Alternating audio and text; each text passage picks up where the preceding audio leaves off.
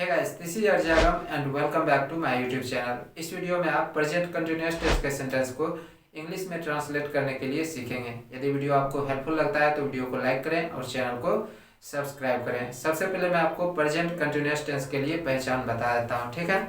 तो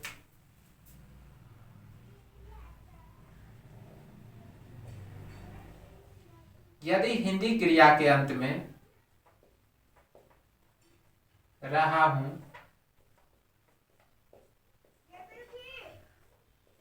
रही हूं, रहा है,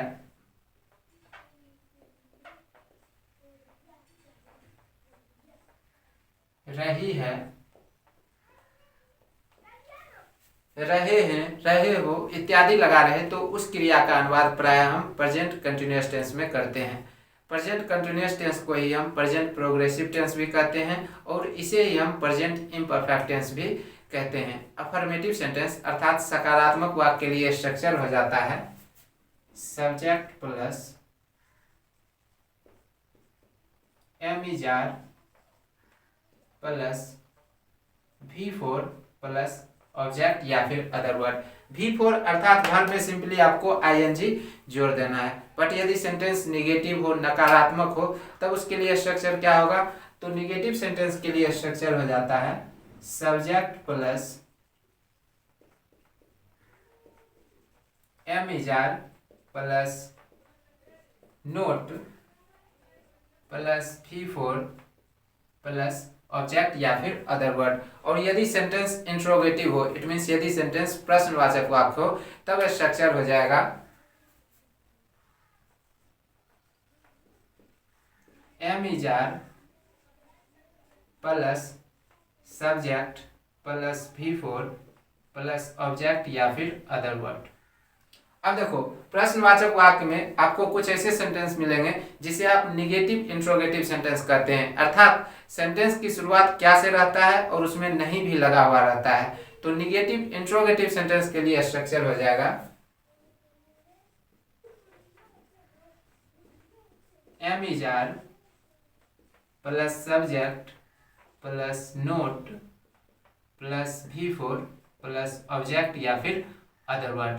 अब प्रश्नवाचक वाक्य में अर्थात इंट्रोगेटिव सेंटेंस में आपको कुछ वाक्य ऐसे मिलेंगे जिनमें सब्जेक्ट के बाद क्या, कब, कहाँ, क्यों, कैसे इत्यादि लगा हुआ रहता है। तो ऐसे इंट्रोगेटिव सेंटेंस के लिए स्ट्रक्चर हो जाएगा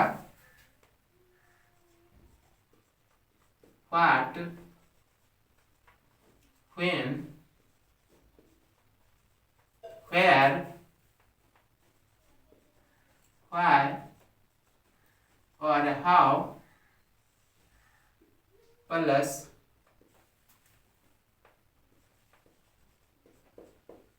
एम इज आर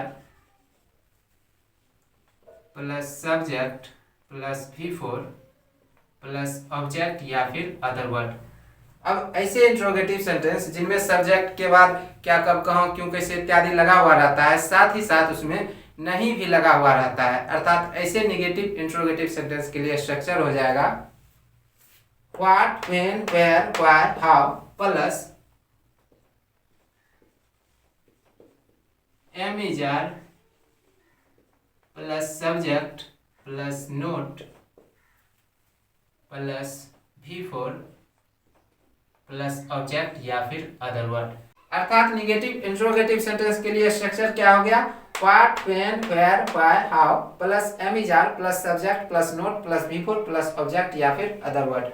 अब आप किसी भी हिंदी सेंटेंस को जो कि प्रेजेंट कंटिन्यूअस टेंस में रहेगा आप इजीली ट्रांसलेट कर पाएंगे, है ना। अब हम कुछ एग्जांपल्स देख लेते हैं, ठीक है।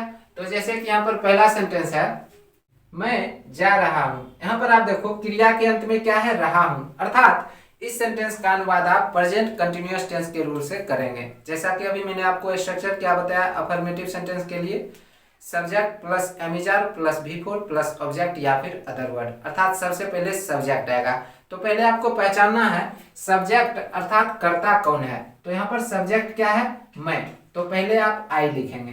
अब सब्जेक्ट के बाद जो एम इज आर प्रयोग में आएगा वो सब्जेक्ट के अकॉर्डिंग प्रयोग में आता है। आपको ध्यान रखना है आई के साथ हमेशा एम प्रयोग में आता है और यदि सब्जेक्ट थर्ड पर्सन का सिंगुलर नंबर है, it means he, she, it और नेम। नेम अर्थात सिंगुलर नाउन, ठीक है, जिससे किसी एक व्यक्ति, वस्तु, स्थान या फिर पशु का बोध हो, ठीक है।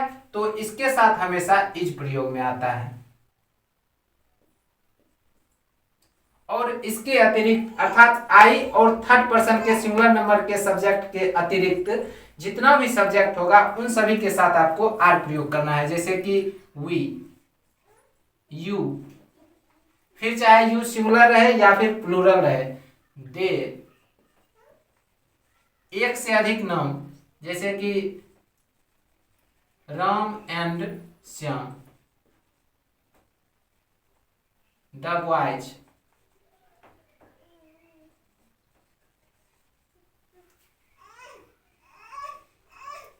इन सभी सब्जेक्ट के साथ आपको हमेशा आर प्रयोग करना है।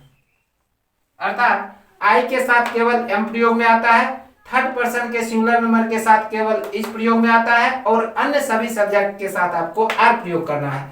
तो चूंकि आई के साथ एम प्रयोग में आता है तो सब्जेक्ट आ गया, अब आप एम प्रयोग कर लेंगे।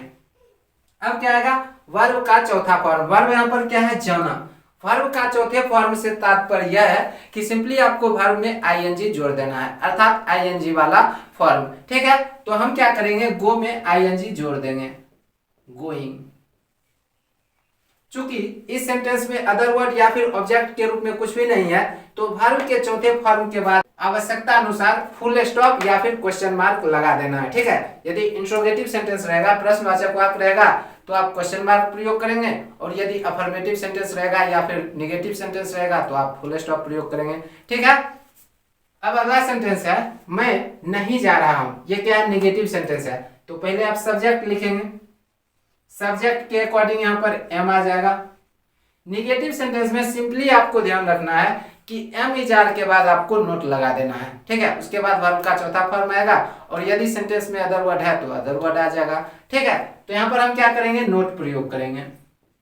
उसके बाद वर्ब का चौथा फॉर्म गोइंग। मैं नहीं जा रहा हूं, आई एम नॉट गोइंग। क्या मैं जा रहा हूं, ये क्या है, इंट्रोगेटिव सेंटेंस है, अर्थात प्रश्नवाचक वाक्य है। तो आपको ध्यान रखना होगा प्रश्नवाचक वाक्य में चाहे निगेटिव इंट्रोगेटिव सेंटेंस हो या फिर सिर्फ इंट्रोगेटिव सेंटेंस हो, आपको सब्जेक्ट के अनुसार एम इज आर से सेंटेंस की शुरुआत करना है। तो यहाँ पर चूंकि सब्जेक्ट आई है अर्थात आप सेंटेंस की शुरुआत एम से करेंगे, ठीक है। एम के बाद सब्जेक्ट आ जाएगा, सब्जेक्ट के बाद वर्ब का चौथा फॉर्म गोइंग, फिर आपको क्वेश्चन मार्क लगा देना है। क्या मैं जा रहा हूं, एम आई गोइंग। अब है क्या मैं नहीं जा रहा हूं, ये क्या है, निगेटिव इंट्रोगेटिव सेंटेंस है। तो पहले आप सब्जेक्ट के अनुसार एम इज आर से सेंटेंस की शुरुआत कर लेंगे, तो यहाँ पर एम आ जाएगा, एम के तुरंत बाद सब्जेक्ट आ जाएगा। चूंकि यह निगेटिव इंट्रोगेटिव सेंटेंस है तो आपको ध्यान रखना है निगेटिव इंट्रोगेटिव सेंटेंस में सब्जेक्ट के तुरंत बाद नोट प्रयोग में आता है, ठीक है। तो यहाँ पर हम नोट प्रयोग करेंगे। अब नोट के बाद वर्ब का चौथा फॉर्म गोइंग। क्या मैं नहीं जा रहा हूं, एम आई नॉट गोइंग। अब है मैं क्यों जा रहा हूं, यहां पर एक चीज आप देखो, सब्जेक्ट के बाद क्यों प्रयोग में आया है, ठीक है। अर्थात आप क्या करेंगे, व्हाई से सेंटेंस की शुरुआत करेंगे। अब यहां पर आपको ध्यान ये रखना है वाई के बाद जो एम इज आर प्रयोग में आता है वो भी सब्जेक्ट के अकॉर्डिंग ही प्रयोग में आता है, ठीक है। तो चूंकि यहाँ पर सब्जेक्ट क्या है, सब्जेक्ट यहाँ पर भी मैं है, ठीक है, और आई के साथ हम एम प्रयोग करते हैं तो वाई के तुरंत बाद एम प्रयोग में आएगा, ठीक है। अब यदि सिर्फ इंट्रोगेटिव सेंटेंस रहेगा तो एम के तुरंत बाद सब्जेक्ट आ जाएगा और सब्जेक्ट के तुरंत बाद वर्ब का चौथा फॉर्म गोइंग। मैं क्यों जा रहा हूं, व्हाई एम आई गोइंग। अब है मैं क्यों नहीं जा रहा हूं, ये क्या है, निगेटिव इंट्रोगेटिव सेंटेंस है और सब्जेक्ट के बाद क्यों है। तो पहले आप व्हाई से सेंटेंस की शुरुआत कर लेंगे। व्हाई के बाद सब्जेक्ट के अकॉर्डिंग यहां पर एम आ जाएगा, ठीक है। एम के तुरंत बाद सब्जेक्ट आ जाएगा। अब निगेटिव इंट्रोगेटिव सेंटेंस में जैसा कि अभी मैंने आपको बताया कि सब्जेक्ट के तुरंत बाद नोट प्रयोग में आता है, ठीक है। तो यहां पर हम नोट प्रयोग कर लेंगे। उसके बाद वर्ब का चौथा फॉर्म मैं क्यों नहीं जा रहा हूं, why am I not going. अब है वह आ रही है, अफर्मेटिव सेंटेंस है। वह जब किसी स्त्री किसी लड़की के लिए प्रयोग में आता है तो हम सी प्रयोग करते हैं। सी थर्ड पर्सन का सिंगुलर नंबर है और इसके साथ हमेशा इज प्रयोग में आता है। ठीक है, क्योंकि यह अफर्मेटिव सेंटेंस है तो सब्जेक्ट के तुरंत बाद सब्जेक्ट के अकॉर्डिंग इज आ जाएगा। ठीक है, उसके बाद वर्ब का चौथा फॉर्म, वर्ब यहाँ पर क्या है, आना। कम में हम आईएनजी जोड़ देंगे। ठीक है, कमिंग।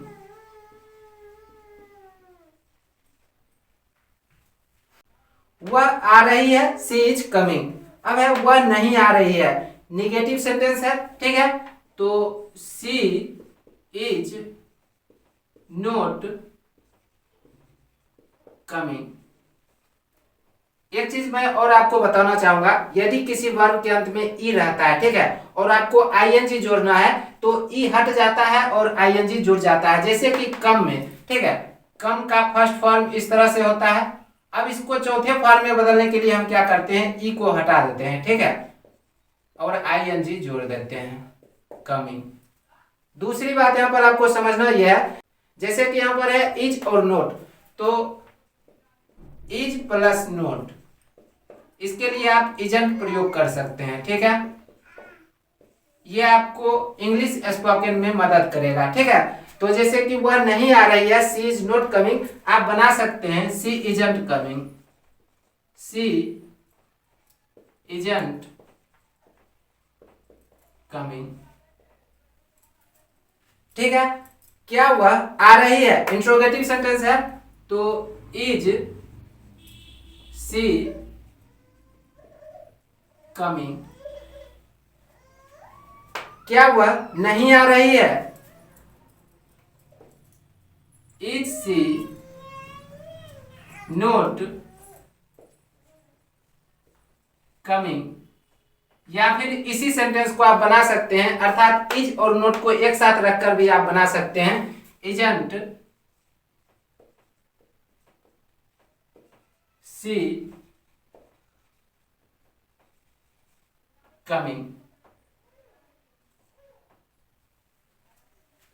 क्या वह नहीं आ रही है, इज सी नॉट कमिंग, या फिर आप बना सकते हैं isn't she coming. Isn't she coming यह सेंटेंस बोलचाल में प्रयोग में आता है। ठीक है, वह कब आ रही है, यहां पर सब्जेक्ट के बाद कब है, तो यहां पर आप क्या करेंगे, व्हेन से सेंटेंस की शुरुआत कर लेंगे। When is she coming. वह कब आ रही है, व्हेन इज सी कमिंग।